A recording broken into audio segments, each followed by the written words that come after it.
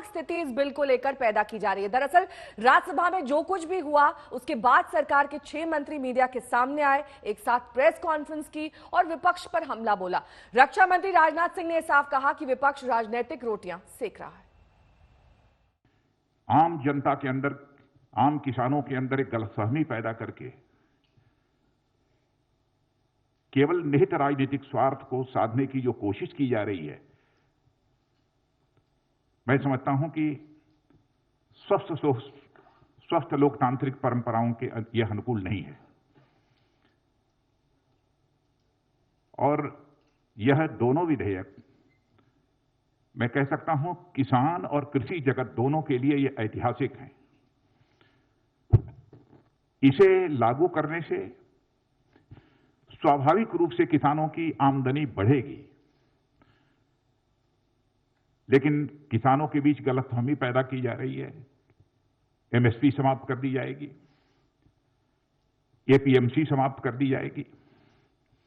हकीकत यह है कि यह दोनों बिल प्रभावी होने के बाद हमारा किसान अपना माल भारत में जहां भी बेचना चाहता है पूरी आजादी के साथ बेच सकता है, जहां पर भी उसको अच्छी कीमत मिले। न तो एपीएमसी समाप्त हो रही है और न तो एमएसपी समाप्त हो रही है। और आज केंद्रीय मंत्री स्मृति ईरानी फिर मीडिया के सामने आई और विपक्ष को आड़े हाथ लिया। राहुल गांधी जी जो ट्वीट कर रहे हैं और सभा से अनुपस्थित हैं, उनसे मैं पूछना चाहती हूँ कि कांग्रेस के मैनिफेस्टो में संविदा पर खेती अथवा किसान को इस प्रकार की सहूलियत देने की बात कही गई थी, तो कांग्रेस का 2019 का मैनिफेस्टो क्या काला मैनिफेस्टो था? आज दोनों सदनों में पारित हुआ यह ऐतिहासिक बिल देश की आजादी में किसान को आजाद करने की एक बहुत बड़ी बात कहता है और करता है।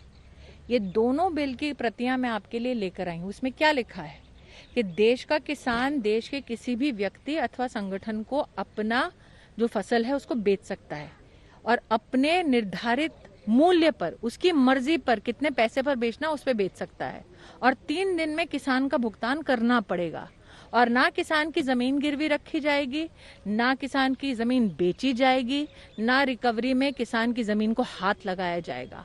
किसान की जमीन, उसकी फसल और उसकी आय को सुरक्षित करने वाले इस कानून से कांग्रेस को क्यों आपत्ति है?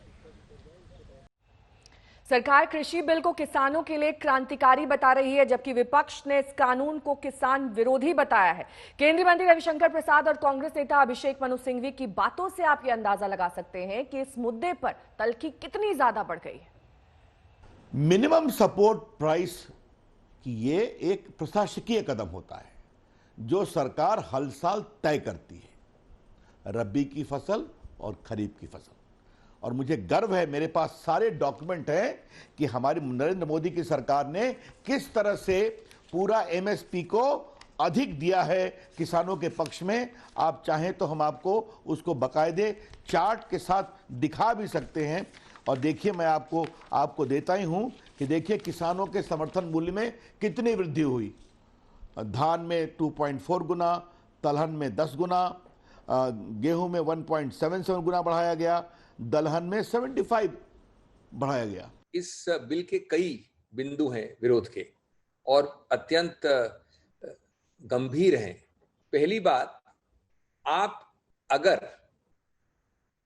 मैं हूं खरीदार, आप हैं कृषक, आप मेरे और आपके बीच में आवागमन करके जो निश्चित होगा उसके आधार पर बेचना अगर अनुमति देंगे, जो इस एक्ट द्वारा, इस बिल द्वारा कहा जा रहा है, तो ये बताइए मुझे कि एमएसपी अगर आपने एबॉलिश नहीं भी की, यानी नाम वास्ते एक चीज है एमएसपी, लेकिन आप और हम नेगोशिएट करके उसको खरीद और बेच रहे हैं, तो एमएसपी का क्या औचित्य है, क्या मूल्य है, क्या वजन है?